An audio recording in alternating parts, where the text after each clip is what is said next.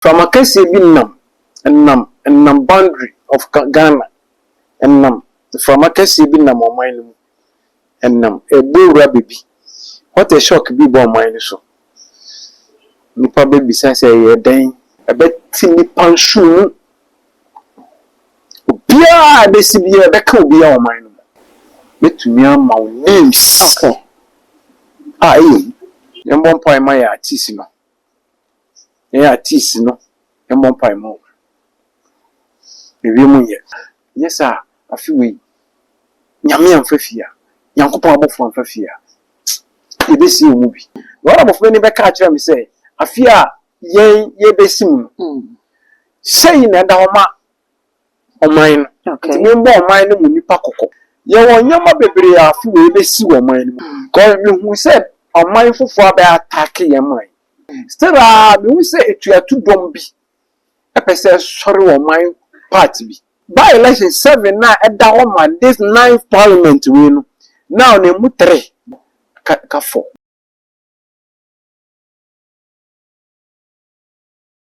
Abusiamu akwaba e de ba too much GH so ye ne prophet Adonai asinkonya ba bidin komo busia eye sunsun komo ele ne ye ba bidin tika ho ne mo difu akwaba too much GH ne bika ka message so me subscribe to me so anu aka isa wo de be oni be ka won no upload ni so mo ape woni first person ya won sabi dika ka me nsa wo be no ye komo difu akwaba na fe ye ni nkomo Odifo mu akwaba bijesu man papa bibia boko obade yankopon adu bibia boko ye de nyame ase Odifo ne dikan no ye no ye interview ha e ma woka se ye mompa ye fama ye parliamentarians no na wo hu se by election mako 7 bi e ba be koso Odifo woka ye no minnu se na de chinyo se o de me yanko video no ye ba no bisa se wo hu ne sen e na woka ya na esi abusia ba yanko ne ko he prophet Adonai ni video na ye ne ye ya wo share nkomo anazo wo ka se ye mompa ye fama parliamentarians they say by election mako 7 and wo me no e ka say by election bako aba beto ho ya ye MP bako afimu ya say no kan but mpaibo ayembo same commission we still are net down say ye MPs no ye mo mpaibo because this parliament we by election I will say caution ye nipa 7 okay and now of penny be kan kire me last year but still sad the end so ewo ebinimo efimu de wo ma ye ba election ni bi but still that so that's true we nye say ye tu obi efi de kunu ba hwa nipa ne tiase o nipa ya mfa mpaibo ngira wo mochi a na ya me abofo amfafia eye ba election nipa ne akoni create we free and by election 7 and yes we will be a court and my court to say what ban out to no say we meet any the any count but nipa no by election here by election nipa no on kan ya hu bi ya kanisa abusa me samo akwaba se onya brother da na de ko hwe video na fe yenko difo oni ni se difo se sai no hu nsem ne kan ya we de ayeshimsa odifo mame wana wokae na ebae na ye wanwa ana wakanti na wunim so Ghana for the cars, Momo Fassam, this is which I have for Moshe Sambre. I have for you so. Men pie bonus or body and coupon you be a coma subisa dear man. Mention it in Brabona Ebon. You will hint some more about Quasim. Okay. You are no quite of fashion in the D4 Cassa. The D4 non hint some. Say, yes, I have a 2 calendar. Our young generation we from January to December na yen ya beton eno na yen hu say e do December you dey see afofo but ye wo other countries bi wo a ye 2026 one more 2026 one more a different year Israel cried and nam 500 years cry nti na de bia me ka say obi ka say we are seeing a say obi to me the years I think so if obi in Ghana I say 2020 we are seeing baby so we are seeing Ethiopia or something and so 2028 now in the am no ka say what 2020 we are seeing na baby Ghana na 2020 we are seeing baby and we are seeing We are seeing near Yepe. We are seeing near Yepe because time I have boy now America a anapa. A man almost Korea. We are saying you on mind be an baby and quanya new reality. Your country be leading in 5 hours, it be leading in 2 hours, it be leading in 4 hours. You know, so because of 2028, we are seeing yeah. Is an almost about 500 and something years now. And that medini ni abeba bechira for no mo say a different be kasa. One more shot dear ni na so one nyina sure one mo de be hye nkom no. But fani obi a obofo ni adwuma. Say Revelation chapter 22 verse number 16 kan. Ashori bi a obofo anyame ni gina asho ne pona. Nti ye ne ya gye atuma na calendar ye betu ye edition. I say 31st and as I finish a call ewie wo December. Nti kwan be na anyame fashion no kasa. Kwan be na bofo de message brɛ. No na bofo ni be ka kire me say afia ye besim. Say na da homa oman. Okay. Nti me mbo oman no mu nipa kokko. Okay. Now one thing is say nipa aba no hu ni say difo no kire bibi say afia ye be woni akwanhia ohawa ebesi wo oman no mu ni a nipa no hu ni say difo no nhye nkom papa na mo de bia obi bewu na mo de bia bibi boni besi eye say nyame befa ne nko difo so abo oman no kokko won de boni a ebo oman no so na oman no mu nipa ye ahwe yi no mo hu kwan mo fa so mo tutu o manam. Okay. De bia me ya kwankyira hodo bompa ya hodo ma oman no mu akendifo. Okay. Sa akendifo no won entumi enya hoden ana pomudin amfe ndi oman no mu a oman no mu nipa nankasa yengina yi. Okay. Ye wonyama bebre afi we besi wo oman no mu ba afi we me yese me nkasa mfa ne besi ho. Me dia yese ni ametumi ayafa mpaebo ne akwankyira ho. Me mba wo mudi mechi ne de tu mu ni ma na ye bon mpa na ye ho akwankyira se ne esi a oyen de bi nsoro o man mo ko me hu se o man fofo aba attack ye man odifo na se nkom se ne ba nche bia na o mo kire Burkina soldiers bi 17 o se de wo border no hwe a o mo kwekwe akodi ahodo still me hu se etuatu dom bi epese soro o man part bi ntino me yes this time the way oh yeah, what's a kwa nti me yes me hu bibia menka me ye ho adwuma me bon pai ti wona bo fani ka kire me say me fan tudwa na osofo nipa da se ni bi obehwe program no o koda wo bom pai ye bi se nyame wo akoma so ade awie no kai oman no mu penifo mo hyemra emo oman no so wo pai bom ko ni abo fani nda na di no en video na maboy video about last year me kan ebi siye enche bia na kwaya akotia ba election obi free mu enche bia na pray kohwe ase ma MP ba ko fi mu ye yaya tina da mi say by election 7 na eda o man this 9th parliament we no now na mu 3 ya be 3 ka 4 ka 4 tin yembo mpae man gosh ewiemu ye ema ye parliamentarian ena ma me two politicians na for kakra election a konse bibi kosra e go say politicians ni hwe no mu jai ebi wa aboaboa ne doma no ye kwakan aba ye mpene and ye baburu nipa ye mpene no mfa wenwe na chinchin nkofo nsaje unamu ubenya mbeni ma macho mezo mbeje ama ba shunshun nipa mso soro so be kan wabo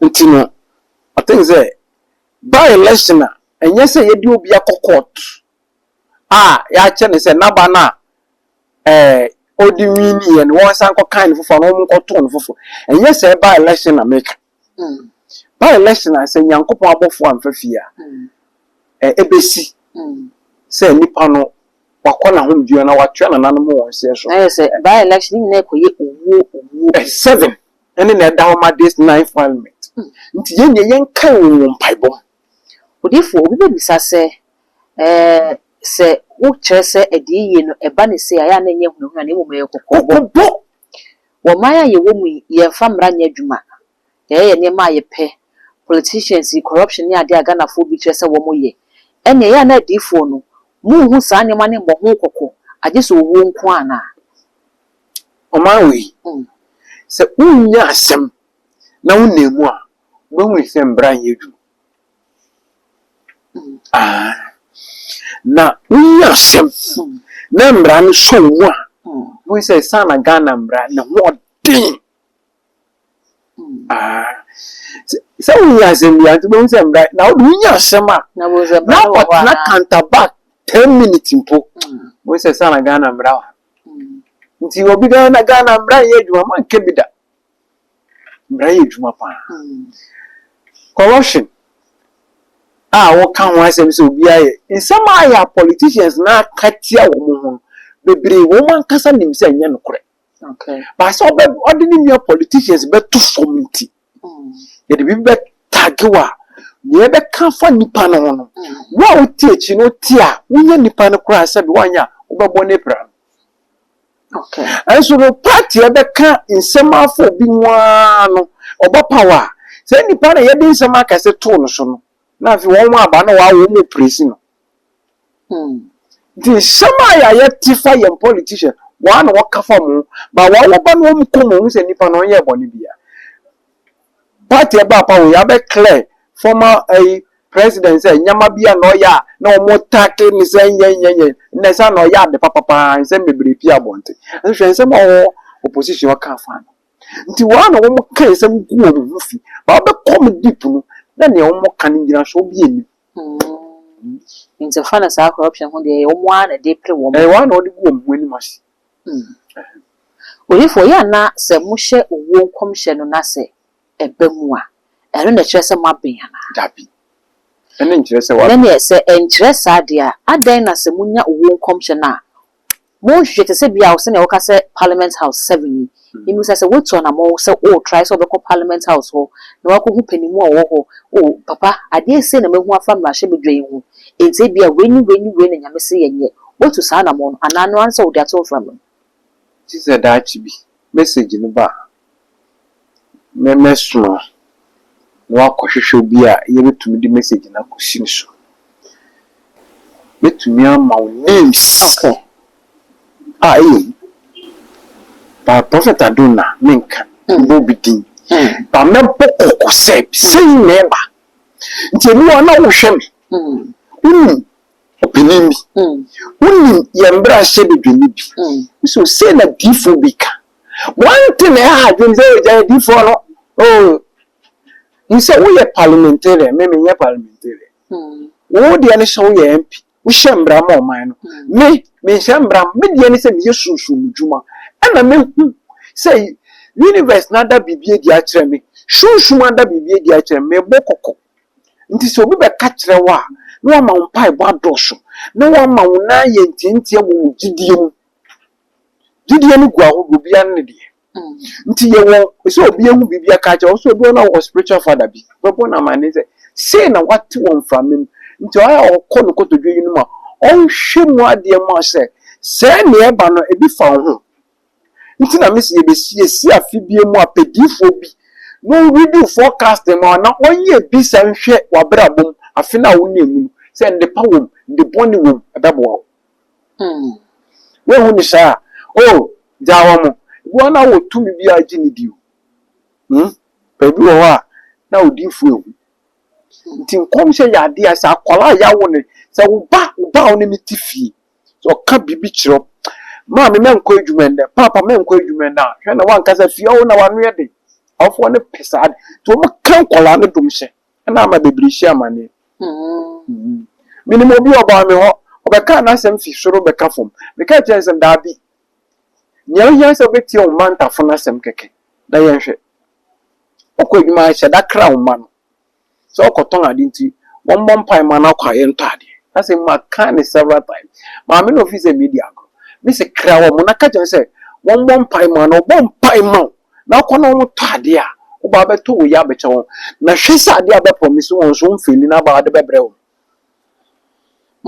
minima mi su ya ne baba na ebinim aka kyerɛ sɛ ne ba ne ye beyifo ne ba ne ye sei ma me ne mpa ne benim ahwe Asi me ban me ko baby wo so ye be fo no ye me ono wa man ne papa fifie ne papa mma fie na me se dabi no ba ne ndi nkomo na bisa se e den na mbo ya ne papa me ba fi asi ma ye mbo mpae ne papa ba fie na o mti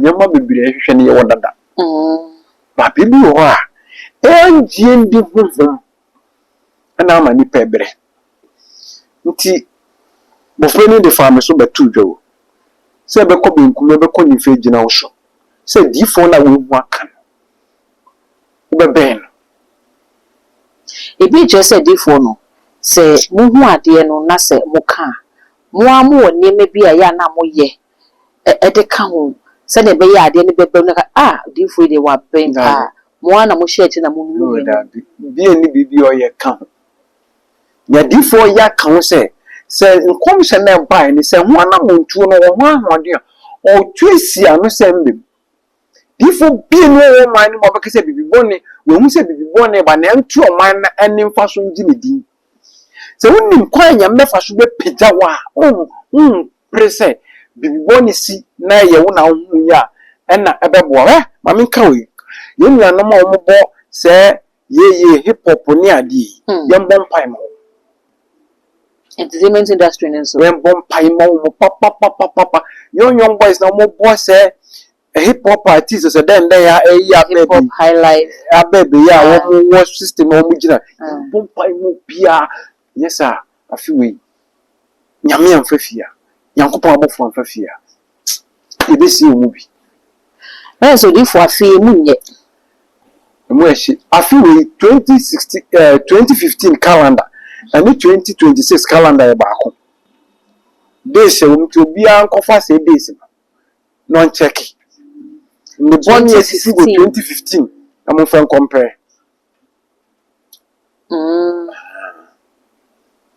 nipa nya hwe yi pesusu nipa gina uti na so wo mo na mo David mo obi a odi for na brabo to bi ka just spiritual father hu nya na obi say e say di for Abraham ni mu ni atua won title me di for Abraham no no more prophet a wono bibi ni a kire won so a wo ko bisa won bibi mu ye yembo mpai ma ya artist no ya artist no yembo mpai ma bibi mu ye odi for say yi by election yi die ya beto ya ena yakoda sore ya assembly member ba ko wa Asante Achim North wono so allegedly say wono asay no hu wodem ama abrante mu na wonyare nya hwe ono so agene nkwa de finance wo shebra de ba asasi so na ye hu adwuma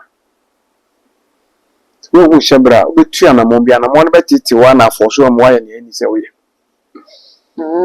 ewie mu ye su wo man atofu wo da so wo man num se mo petumi e de abepe power na ma mo ye ni se ni ebesi bi ensi from a case bi nam boundary of Ghana nam from a case bi nam o man nam e bowra baby what a shock bi bo man so nipa baby say ye den ye mo mpae it's basically say we for the ACC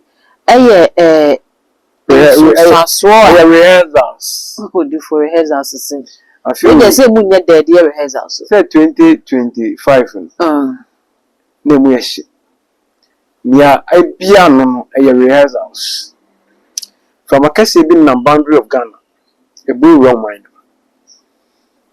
na amai no yema empire bondos what a shock never na no day ebiem what a shock never na no day a bit tini pansu bia de sibia be ka obi a omai no yam bon pai man dum to phone yam bon pai mo odi for ye ne adwele ho komo na yere san ba hot shock no so na bisa se ene mframa na free hin na eba na bibia no betimi aye e dia stop san mframa na na bia pe on fu de shushu nipa echiri kwan okay ense komse bon ye bokoko okay within the prophet Adonai me nkekensem ka me man names afa music industry mfama bi eba odi for that look bad eba yen so anokra wie you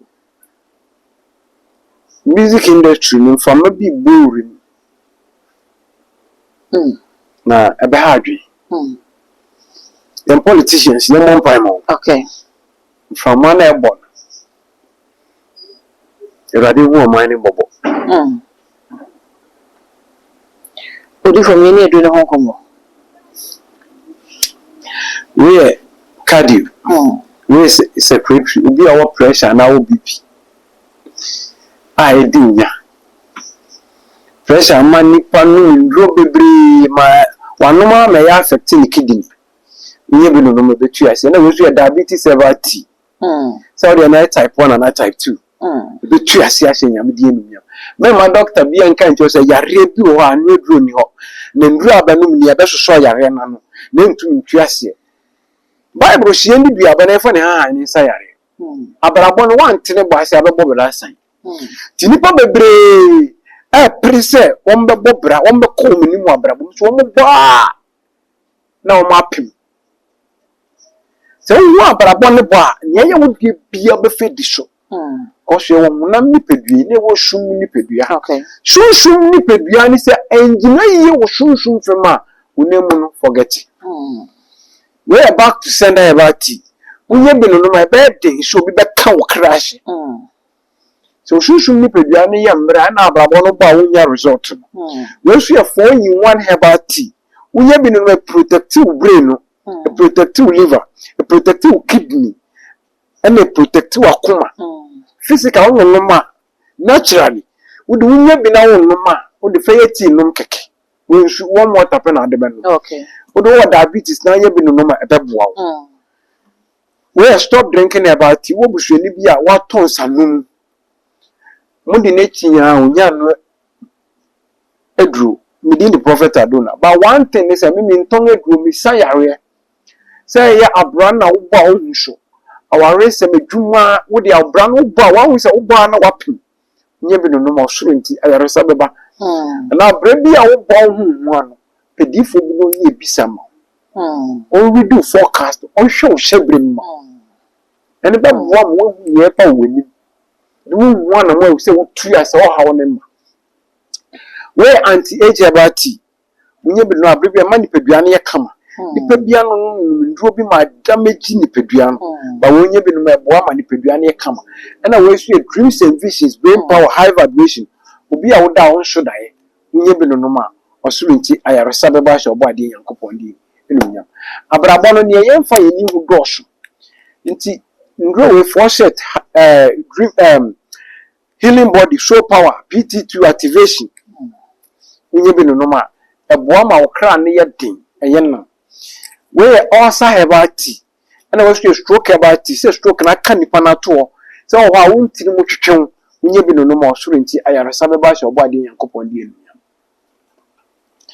where Catholic don't pay about tea, bomb, any sciatica about tea. Obi a won say wasa asintin pitwo obi kotodwe obi wa ne nan odisi fam ne kwan ne ya the spinal cord mu ne mu obi wa ne tifa to mi dwa no munye bi no ma don't pay how bia e kan wato obi osoro nti ayaresa baba hye obo ade yankopon di enunyam na we ye osa about tea so de na ye osa 1 osa 2 ayaresa baba we detox about munye bi detox ni pedua no wo ne yefunu inflammation gine mu ay onye bi no ma be yi gas bi efi ni pedua no mu ahye obo ade yanko erebia wo de na ma asase so wa koa onya ne duro bi the prophet adona one thing is me nton eduro mi sayare ayaresa be sa osunsun mo sa ne pie woni di yare na bi wo ha no obi na ode wakogya bebi obi na wabo obi na watu oduro yare ba ko e ba oni pedua no ankasa na ada no say yi bisa mu ade ehwe ne etechiri na beboa ama ne ye wo de wa fedish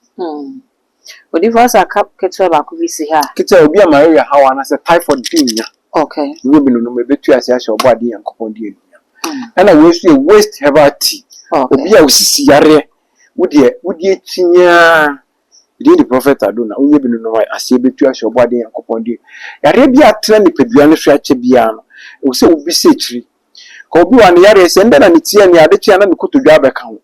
Ade chia na ne yefuna abeka ho. Ade chia na ne mfia abeka ho. Obi de wakoja. Ne ye twetwon. Ne ye twetwon. Nti se osusu nipa bia no obi kejiwa. Yare no obenu wo be come hospitals a hodo ba still I remember. Wo bra no ba still skin gina unshim. Okay. Nti ti ablabo ne brasi. Na ne ye wodi an fadi so. Na wa mo bra ansan. Odifo sabe afi yenhwe enframa kro na eba no. Odifo bizasa na mane ne sen. Na mane ne stop nana. Oh, we say ade bia nyame yi kire bia no wo ho anamuntu anipa tu. Ebeboa. E ma so haw ne mbo man so. Okay. Nti fi ne ko edu obia ne krada so a on fe declare fasting kakra ma o man. Obia krada. Edu krada so da e do wo a fe declare fasting. Wo de say 1 hour fasting ko na ba de abom pa ya kai o man na. Ebeboa. Okay. Nyame tie ni mampa bo. Nyame ma D4 Isaiah ko hye ohene Ezekiel nko. Okọ ni nkotodwe ni sori wo mpaibom. Nyame sanchi de mfie dum ka ne mfie ho. Ba akwankyere bi wo ho a Ezekiel yeye. Ba hono ni penkan nko. Ezekiel ne yeso da ni kire ban no no de nantwia beben. Ahyehye ban ne ho aye ne se ne altar. Okay. Ti nipa bi ahia altar wo ni fie. Nipa bebre minim se wo create altars a wo mu dem. Wo mu ye ne wo metu ba ye altar bia ne ni abaya altar na ahoden beba so. Nyame befo be hane wo so abribia. Okay. Nti ye D4 be guide. Altar bia ye wo days a ye de koso. Any days a ye fan koso. Or ye was spiritual numbers, it was spiritual date.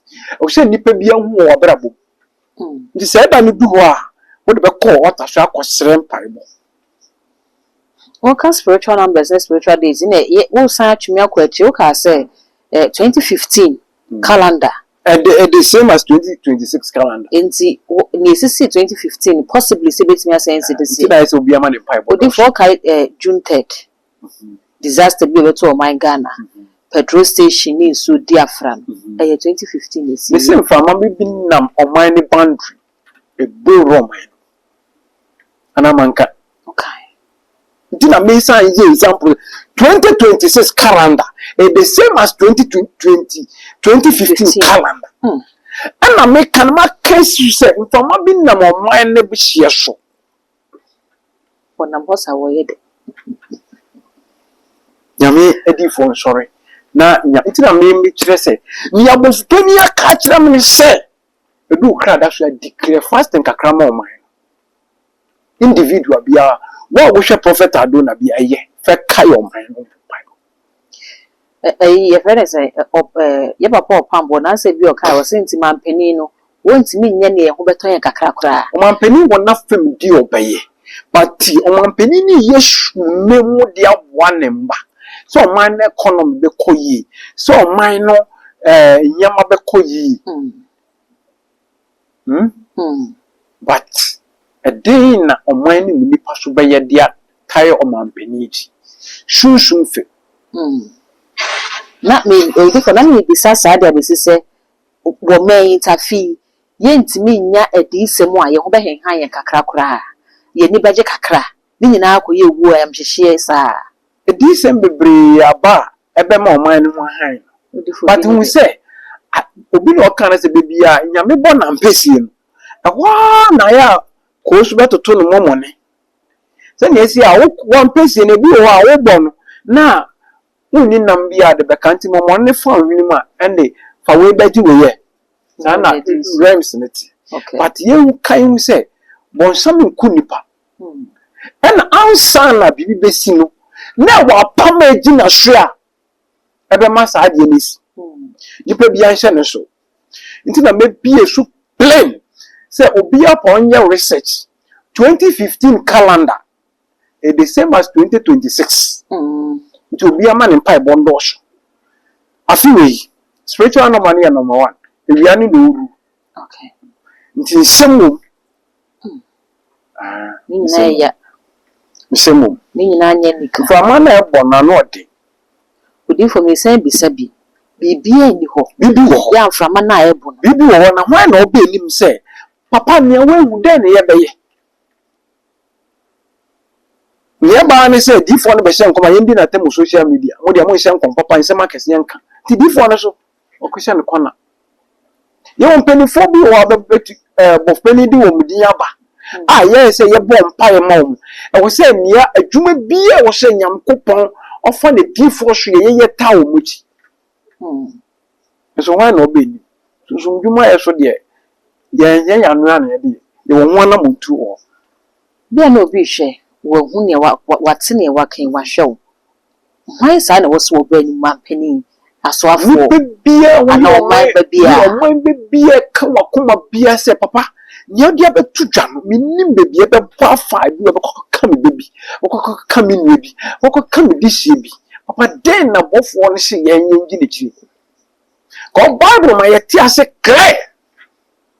Oh, Revelation chapter 22 verse number 16. Shall show me a bofo gina no. Ti den na show no bofo aka kire wo. No ni asem.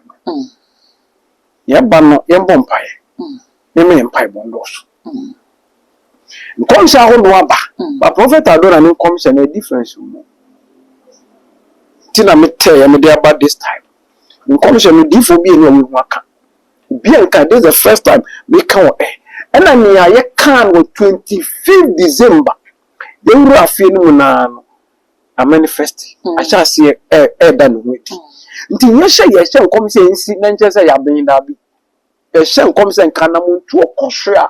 So should do not cosria, but brenners. Okay. And the one number such a shell from an airborne airban. One moment or catch them. Say, ni bisi.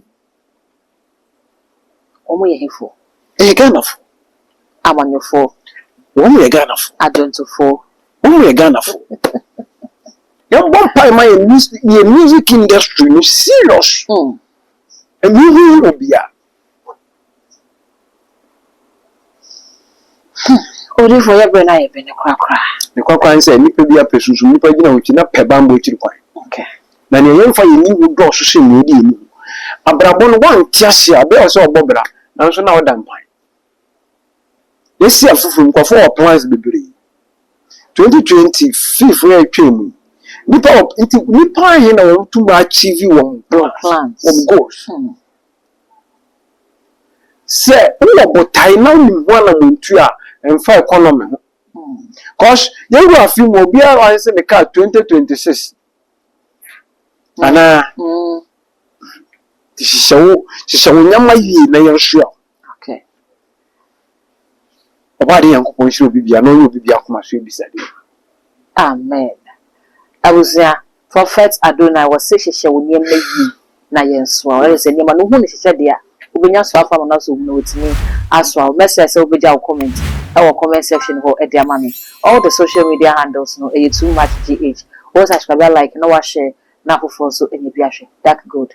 Enemy di yebese share.